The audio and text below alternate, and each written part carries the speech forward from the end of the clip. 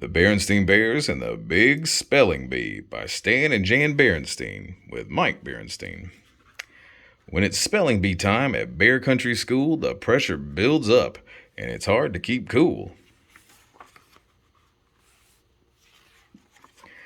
Brother and Sister Bear were pretty good students. Like most cubs, they had their strengths and weaknesses. Brother was good at math and science, but sometimes he had trouble with language arts. Sister, on the other hand, had trouble with math and science, but got straight A's in language arts. Sister also read a lot and liked to write stories. Once there were 3 chipmunks. Their names were Acorn, Peanut, and... She also happened to be a very good speller. There are 2 ways to become a good speller. One is to study lists of words and memorize the way they are spelled. The other is to be a good reader and just let the words seep into your brain.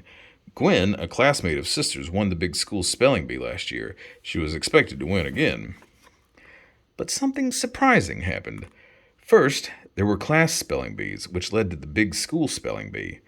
Now, everybody stand at your seats, said Teacher Jane. I'll give out the words and you'll try to spell them. If you get a word right, you remain standing and wait for your next turn.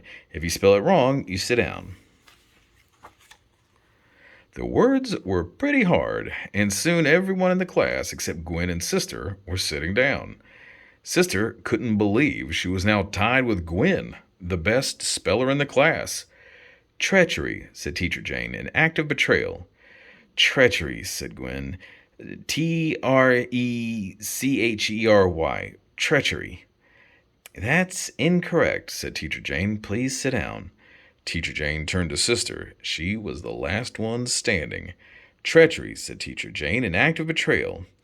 Treachery, said Sister. Treachery. Treachery.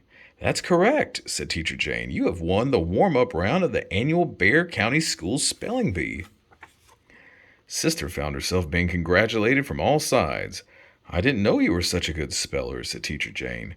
Neither did I, said Sister. You know what this means, said Teacher Jane. It means you'll represent our class in the school spelling bee next Tuesday in the auditorium. And after that, next Tuesday, said Sister. But I have an important soccer practice next Tuesday. I'm just junior varsity, but we have to get the varsity ready for a big game.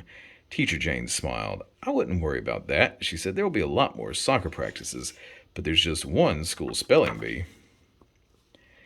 It's fun to win, thought Sister, but I sure hate missing that practice.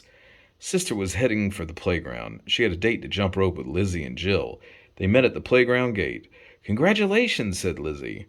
For what? Asked Sister. For winning your class spelling bee, of course. How'd you hear about it so soon? Asked Sister. Good news travels fast, said Lizzie. I'm not so sure it is good news, said Sister. The school spelling bee is on Tuesday, so I'm going to miss an important soccer practice. There'll be a lot more soccer practices, said Jill, but there's only one. I know, said Sister. There's only one school spelling bee. By the time Sister got home, the whole family knew she had won the spelling bee. Papa was especially excited about it. Congratulations, Sister, said Papa. Way to go. Takes me back to when I was the best speller in school. I used to knock over those spelling bees like 10 pins. I guess you realize that if you win the spelling bee, you'll go to the big all-school spelling bee in Big Bear City. But Sister hadn't realized it. Now, here's what we're going to do, said Papa. Mama sidled over to Papa and, in a low voice, said, Dear, can I speak to you for a moment? She took him by the arm and led him into the dining room. Now, Papa, said Mama, I know you're proud of Sister. I am too. But you mustn't get carried away and put too much pressure on her. Me? Carried away? Ridiculous, protested Papa. Besides, Sister can handle pressure. She's tough as a nut. She takes after me. Then Papa went back into the living room. Oh, dear, said Mama. Now, Sister, said Papa, here's what we're going to do. First, I'm going up to the attic and get my old vocabulary list from school. Then we're going to drill until you're letter perfect in every word. Papa headed up to the attic. The lists took some finding, but Papa found them. Meanwhile, downstairs, there was a knock on the door. Sister answered it. It was Lizzie and Jill. Can you come over and play after supper? I'm afraid not, girls, said Papa, who had come down from the attic with his vocabulary lists.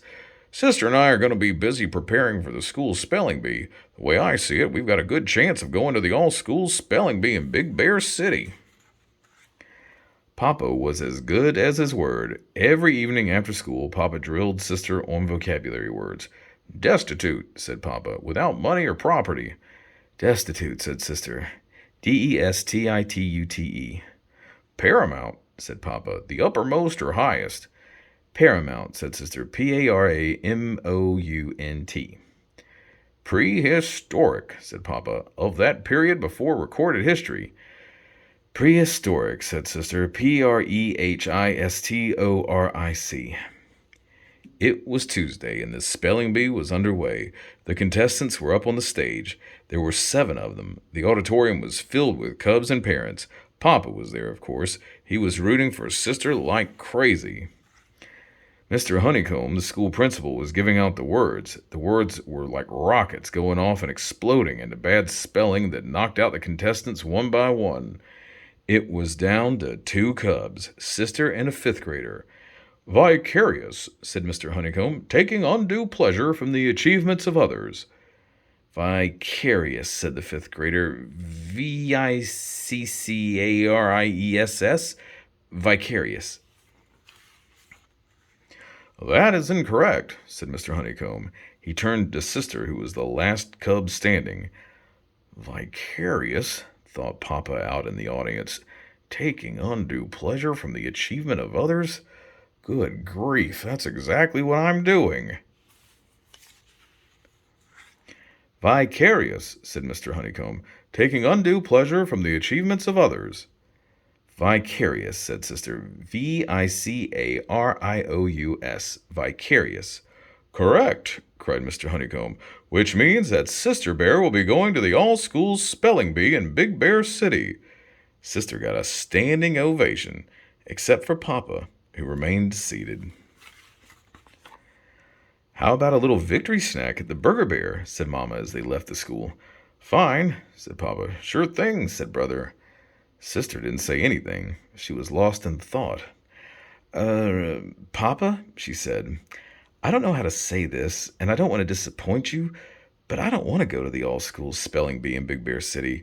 I just want to go to school, play soccer, and do things with my friends. Disappoint me, said Papa.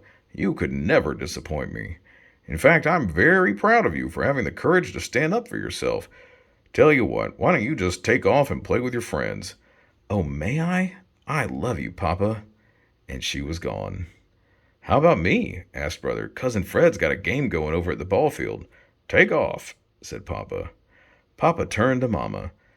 Do you still want to go for a snack? He asked. I don't think so, said Mama. Let's just go home and have a cup of tea. And that's what they did. The end.